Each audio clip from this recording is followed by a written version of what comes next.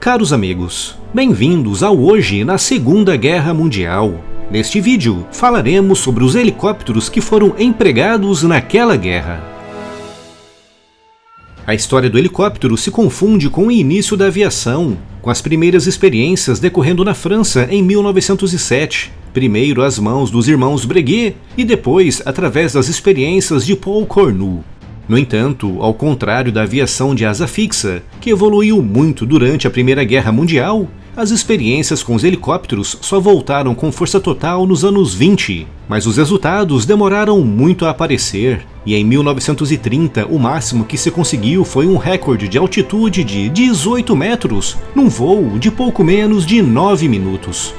Nos anos 30, graças à evolução dos motores e dos estudos da aerodinâmica, começaram finalmente a aparecer alguns modelos mais funcionais, como o aparelho da Breguet-Durand, que em novembro de 1936 estabeleceu um recorde ao voar durante 1 hora e 2 minutos, percorrendo 44 km a uma velocidade média de 45 km por hora.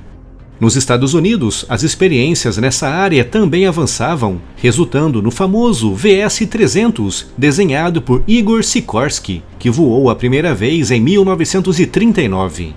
Quando a Segunda Guerra Mundial começou em setembro daquele ano, os helicópteros, apesar de apresentarem um desenho que em linhas gerais lembravam os modelos modernos, ainda estavam numa fase muito embrionária. Mas isso não impediu os alemães de avançarem com experiências nessa área, chegando mesmo a colocar alguns modelos em operação, como o FA-223, introduzido em 1941.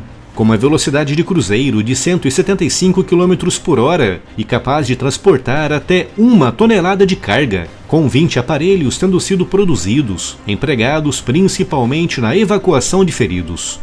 Outro modelo que merece destaque é o FA-330, com mais de 200 produzidos.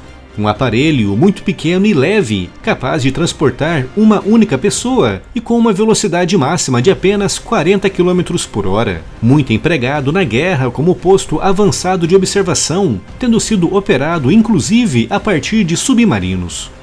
O Flettner FL-282, introduzido em 1942 com 24 produzidos, dedicada à missão de observação, é um exemplo de helicóptero com 2 rotores girando em direções opostas, montados transversalmente de forma simétrica, uma solução engenhosa que dispensa o uso de um rotor de cauda. Do lado dos aliados, o destaque vai para o Sikorsky R-4 com 130 aparelhos produzidos. Capaz de alcançar uma velocidade máxima de 120 km por hora e com um alcance de pouco mais de 200 km. Outro da Sikorsky é o H-5, introduzido em fevereiro de 1945, com mais de 300 produzidos até 1957, com um alcance de quase 600 km a uma velocidade de cruzeiro de 140 km por hora, muito empregado em missões de resgate. O Japão operou muitos autogiros, como o KA-1, com quase 100 produzidos, muito utilizados na China para a correção de disparos de artilharia.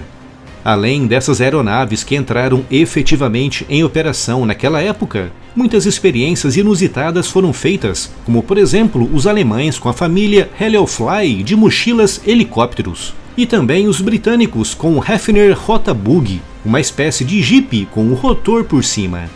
Apesar dos helicópteros não terem tido um grande destaque na Segunda Guerra Mundial, todos esses esforços pavimentaram o caminho para grandes inovações na área, com os helicópteros representando hoje um meio extremamente importante em todas as forças armadas do mundo.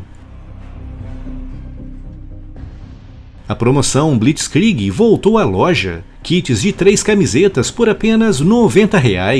Clique no link aqui na descrição e escolha o tamanho e as estampas disponíveis e aproveite essa incrível promoção.